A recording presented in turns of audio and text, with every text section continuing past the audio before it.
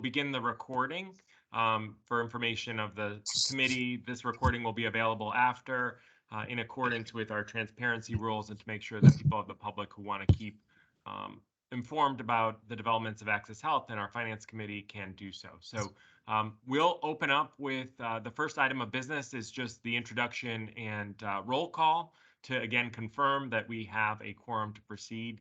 I'll start with that and then we'll move forward with the rest of the agenda items. Claudio Gualtieri. Here. Matthew Brackman. Thomas McNeil. Present. Commissioner Deirdre Gifford from DSS. Commissioner Manisha Jutani from DPH. Marcin, I do see Commissioner Gifford. I think maybe we just went very quickly. If she wants to recognize herself for purposes of I just popped on. Nick usually attends, and he had another commitment, so here I am. Thank you. I'll do my best Nick imitation. And I'm present too. Okay, that concludes the membership of the committee. Great, and this is Claudio again, and I'll just ask committee members if they could please reintroduce yourself when you speak. It helps for record keeping and for people following the recording and for our note-taking purposes. The agenda for today's meeting is as follows. We just concluded the call to the order and the introductions. We'll move next to public comments. We do anticipate taking a couple of votes today. One is on the approval of the minutes, which you should have received from our last committee meeting and hopefully had a chance to review. Then we have two presentations, a report on the year end for fiscal year 22 that Daryl will take us through. At the conclusion of that, we do expect a vote for approval of that report. And then the Q1 for FY23 report, Daryl will take us through that and where we are in terms of standing for the current fiscal year. There will be a vote at the conclusion of that presentation to accept the report and then motion for adjournment. So with that, I'll move to public comments.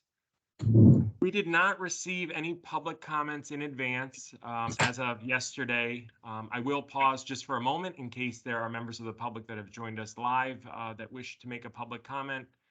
And if not, we'll move to the next item. So Marcin, I'm not seeing any and we can move on. Thank you.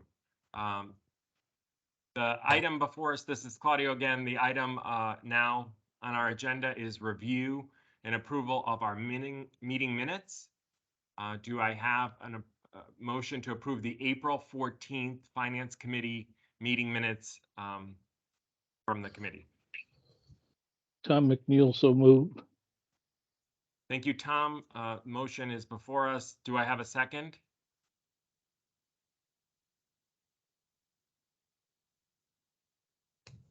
I can second. Thank you, Commissioner Jutani. Motion is moved and seconded. Is there any discussion on the April 14th meeting minutes? If not, I will just add some context. In the April Finance Committee meeting, we had an extensive discussion on whether we would proceed with an adjustment to our fee.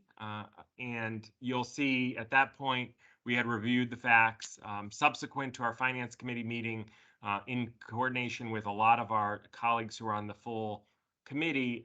We decided to take a deep look into the budget and have a great conversation with our Access Health staff to explore what alternatives could exist short of increasing the fees for participation. At the conclusion of that, when we were weighing the fact that there were some general cost of living pressures on families, there were some amazing efforts by Access Health to try to streamline and create efficiencies, to stretch their budget further. And there were some concerns at that point about whether the ACA affordability subsidies that were enhanced through the ARPA would continue. So we subsequently, as a board, decided not to move forward with this recommendation. And I just wanted to provide that context, given that these meeting minutes were from a much earlier point in our deliberation on that matter. With that, I guess we will approve. If there's no other comments on the meeting minutes, we'll take a roll call to approve the minutes. Claudio Gualtieri. Yes. Matthew Brackman, Abstain. Thomas McNeil, Yes. Commissioner Gifford, Abstain? and Commissioner Tutani. Yes. 3 yeas and 2 abstentions, Mr. Chair. Thank you. That brings us to the next item on our agenda for today, which is the budget report. So for this, I'll hand it over to Daryl, who will walk us through. Go ahead, Daryl, take it away. Great, thank you. Good morning, everybody. My name is Daryl Jones. I'm the Director of Finance. This morning, I'm going to report to you on the fiscal year 2022. After that, I will provide you an update on the fiscal year 2023 through the first quarter, which ended on September 30th. And then I'll present the proposed adjusted budget for fiscal year 2023. Finally, I will provide a projection of the reserve fund balance for the end of fiscal year 2023. Next slide. So how did we end up at the end of the fiscal year 2022? Overall, between Access Health and DSS shared costs, we ended up with a surplus of $3.1 million. Access Health ended up with a surplus of $1.1 million, whereas the DSS shared costs ended up under budget by $1.9 million. Next slide. So let's take a more detailed look at the savings for fiscal year 2022. The major savings occurred on our contractual line, where we saved $1.4 million. During the year, Access Health implemented several process improvements that reduced the number of notices being sent out per day. For instance, instead of mailing out 3 separate notices in one day, with the process improvement, we consolidate all those notices into one mailing per day. In addition, we're able to drive consumers to complete tasks online rather than having forms being mailed out to them. So in other words, we reduced our mailing, we reduced our printing, and our scanning costs. Finally, we had savings in our call center vendor, which handles broker staff and enrollment staffing for locations during our open enrollment. This vendor had challenges with hiring for those staff members. The savings with the cost share DSS line of $1.9 million is a result of the process improvements I just mentioned earlier. At this point, I'll stop here to see if there's any questions on the fiscal year 2022. Just a comment, Daryl. This is Claudio. Very much appreciate whenever we can have cost savings and streamlining and efficiencies that are not only good for the bottom line, but also help consumers. So I think the one that you described here, where if a consumer goes in multiple times to sort of change something on their application, their portal, the idea of getting multiple pieces of paperwork as follow-up could create massive confusion. So I think from a perspective, the consumer-facing perspective of this change is so important too. Avoiding confusion, helping to empower consumers to understand where they are and where the process is. So thanks for identifying that and for maximizing value for the exchange. Great, thank you. One very quick comment to what Daryl said. You know, the operational costs are shared with DSS. DSS pays the lion's share of that cost because they have the most customers, especially the call center. On the call center savings, what you are seeing on the Access Health side is just our portion, which is about 30%.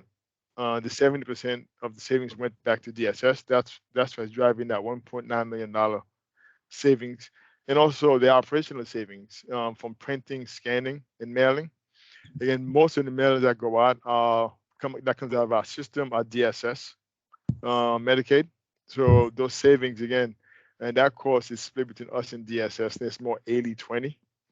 So 80% of the savings go to DSS, and these are all due to our system updates that consolidated the mailings into one, and so you know, this is really savings all around, benefits our customers, less confusion, and we save money. So this was a win-win all around for everyone.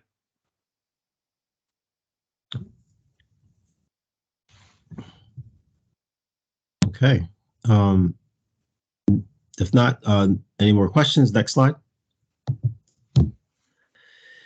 And finally, Access Health began projects during fiscal year 2022, but were not completed by the end of the fiscal year. Both the system enhancements and accounts payable automation projects were completed, except for final invoices and testing, final testing. So this is just about wrapped up. And that is it. Next slide. And that is it. Carol, can I just ask one quick question on that last slide? Sure, absolutely. If I just want to make sure I'm reading it right. FY22 actuals would have been in the already accounted for in the previous slide, and the FY23 will be accounted for in the next slide. Do I have that right? Say that question again. What are you're asking? So what? the FY22 actuals number there, that 1,086,000. Okay. That was in the FY22 budget. That's that correct. was reflected on the slide on page 7. Yep, it's all accounted And the for. 147 plus Yep. 279 will be on slide not like 10. So all the accounts are accounted for in fiscal year 2022. Oh, even the ones that are actually actuals and remaining for 23 have already been accounted for in 22. Yes. Yep. Okay. Mhm. Yeah, Matt, no, we accrue for it because we've already spent the money. We just haven't paid the bill yet. So Yes. so we have to count for it in the year, in the fiscal year. We actually collect the money and spend the money. Works for me. Great. Okay. Next slide, Marcia. Great. So now let's turn our attention to fiscal year 2023 proposed adjusted budget. Again, we focused on 3 strategic initiatives: the IT investment, cybersecurity, and health disparities. And that is to support our mission, our mission statement, which was recently changed and revised. That's to decrease the number of uninsured residents, improve the quality of healthcare, and reduce health disparities through an innovative, competitive marketplace that empowers consumers to choose the health coverage that gives them the best value. We made that change recently, and just wanted to reiterate that. Next slide. So let's look at fiscal year 2023 through first quarter, which ended on September 30th. The budget was 11.6 million, and the actuals came in at 10.8 million, which we were under budget of $854,000. The variance is mainly due to timing. And so let's turn to the next slide, and I'll get into a little details of that. Looking at the details, for the most part, we have timing in grant reimbursement, and looking at the revenue, we have timing in the grant reimbursement, and also as the result of the Feds increasing the interest rate, it has a positive effect on our interest income on our reserves. So that's why you see that number $121,000 just increased. So on our expense side, our variances are due to timing. Since we're early in the year, when we report on our second quarter, we'll have a better picture on how our expenses are trending. So I'll stop there and see if you have any questions. But for the most part, everything is due to timing through the first quarter. If not, Daryl, just a quick Yes. question on the interest income. Yes. Are we locked in? What is the expectation for this upswing to continue to generate revenue? Is it expected to go up further? Or are we sort of locked in at this point at a new rate? it's good. The interest is earned on our reserves, which is in our STIP account that's held by the state of Connecticut, and they're in different government-backed securities that the interest rate changes. So to answer your question, that number we expect to continue to grow. Right now, the interest rate's staying about the same, but our interest income, could grow over the next rest of the fiscal year. So Claudia, as you know, as Dale indicated, our reserve funding was about $20 million. It is sitting with the in the state STIF account, and all that money is invested in T-bills and very secured investment, and the interest rate has been climbing. And when we created this budget, then they were paying 0.1% or 1.2%. Point Now one. they're at, Mhm. so now they're at 5, 6, 7%. Very Yeah, that's a dramatic big increase. difference, yeah. Yes, and so difference. that's really driving a very positive outlook for us. Okay, thank you. Okay. Okay, so next slide. So overall, the fiscal year 2023 budget, proposed adjusted budget, remains at 54.8 million from the adopted budget. So there's no change here. Next slide. Hey, Dal, very quickly Yes, sir. before you go, this is just, we want to emphasize that this is just as of the first quarter. That after 3 months, we don't have a good picture of how the year is going to change.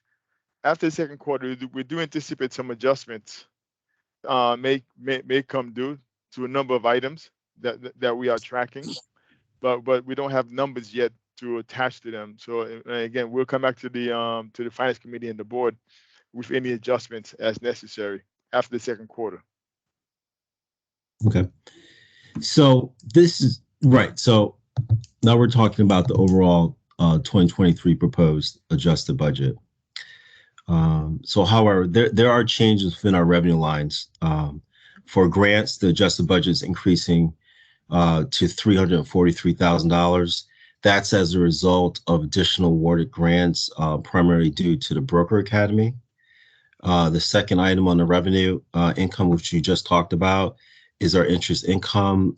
We are now projecting $490,000 of earned interest through our reserves as the interest rates continue to climb.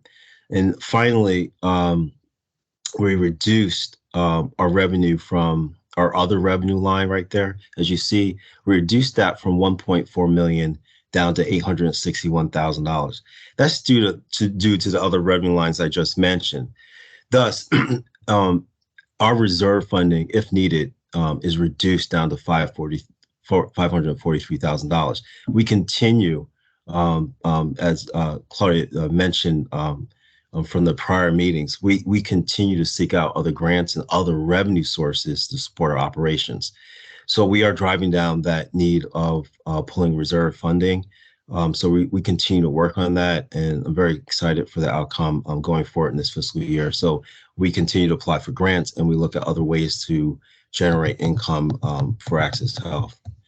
On the expenditure Hey, side, Dal, Yeah. can you, maybe we should talk a little bit about the other revenue line. And if you remember, that $1.4 million represented the proposed increase to the assessment, a 1.15% increase, which we had decided it was not a good time to do that. And so I think the board had agreed that that money would come out of reserve if needed, and would come, and then we'll go back to the board, tell the board that we're going to take money out of reserve for these purposes. Right now, because of the interest income that's coming in higher than we had budgeted, so our reliance on reserves is diminishing by that amount. And so that's what that is. And as Dad indicated, we have other revenue streams that we are looking for grants. We're doing some creative stuff. I think we presented at the board training about Dow and his team are looking some very creative ways to generate internal currency to minimize our need to rely on reserves going forward. But again, it'll get a lot clearer after the second quarter. Cool. But I think that we're in a pretty good, we're in a pretty good track right now. Yeah, this is Claudio. Michael, James, I think that this is really a good pace, because if you look at it, you're running well ahead of just Q1 in terms of almost wiping out the reliance potentially entirely of the reserve, which would be a fantastic development. And certainly if there's more opportunities, I know grants tend to come up sort of towards the end of the year, more money frees up if it's not expended, and there's more opportunities. So maybe that line item can grow too. So I'm encouraged that the deep dives we did and the good work that you guys did is actually paying fruit, so that we don't have to go to the assessment. Great. One final item on this proposed adjusted budget. There are no changes, but I definitely want to bring to your attention is on the equipment and maintenance budget line. At the end of last fiscal year, the state of Connecticut selected a new vendor, InfoSystems, to manage and maintain the IT systems and applications statewide, but also at Access Health, our major system, which is the HIC system application. Right now, they are going through a transition process from Deloitte over to InfoSystems, where InfoSystems will take over managing the maintenance of our systems. We are closely monitoring the cost to this transition. We do expect that the cost potentially can grow over the course of the fiscal year, but I just want to bring that to this committee's attention that we are closely monitoring it, but we do expect that cost to grow over the fiscal year. So just want to bring that to your attention. And Mr. Chairman, that may impact our reserve funding, obviously. Again, we don't. Again, we know the cost is going to go up. We don't know about how much. So that's why we are not proposing anything at this point. But after the second quarter, when we have more clarity, we should be able to give you projected potential increase. Again, this is the transition. There's an overlap going on, so we know that there may be some additional costs on that line item, and that's why we want to bring it to your attention so that you're not surprised when we do bring it up. Yeah, I appreciate that. And just for purposes of information for the committee, this was a result of a competitive procurement process that was underway and undertaken under state procurement rules. So absolutely, right. And it was a long process, very competitive, and they picked one vendor. So now we're going through the transition, and so far so good. Thank you. Yep. And next slide. Here, this is the just turning to the Department of Social Services. This budget has no changes for this fiscal year 2023 budget.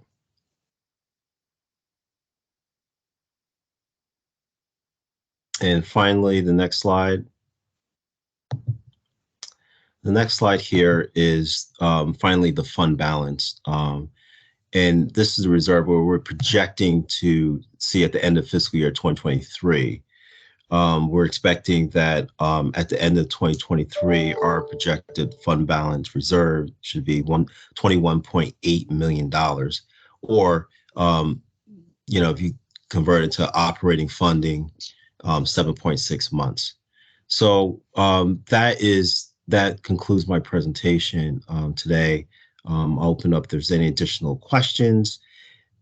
If not, my final say is tomorrow's Veterans Day. I just want to thank all the veterans on the call for their service, and appreciate it very much. And I'll yield back to the chair. Thank you, Daryl. This is Claudio again, and appreciate you entertaining questions throughout your presentation. I'll pause for a second to see if committee members have any additional questions before we move for consideration of a motion on approval of your report as presented. Seeing no questions, the chair will then entertain a motion to approve the FY23 Q1 budget report as just presented. So moved. Moved by Matt Brockman. Do I have a second? Second. Commissioner Gifford seconds. The motion is properly before us, moved and seconded. So if there's no questions, I will ask for a roll call vote on approval. Claudio Galtieri, Yes. Matthew Brockman, Yes.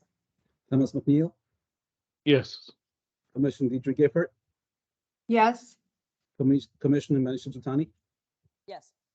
Thank you. All in favor. Great, thank you.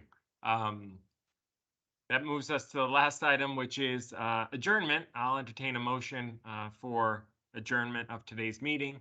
It's 10:25 right now. So moved. Moved by Commissioner Gifford. Do I have a second? Seconded by McNeil. Seconded by Mr. McNeil. Roll call. Morrison, I think we do a roll call on this one. Yes. Yes, we do. Thank you. Matthew Brockman, Yes. Thomas McNeil, Yes. Commissioner Deidre Gifford, Yes, and Commissioner Manisha Jutani. Yes. Thank you. Excellent. Very efficient use of our time today, everyone. Enjoy the long weekend. And again, to echo Daryl's points about thanking all the veterans who served, remember them over this long holiday weekend. thank you, Daryl. Thanks, team. Thank you. Thank you Take all. care.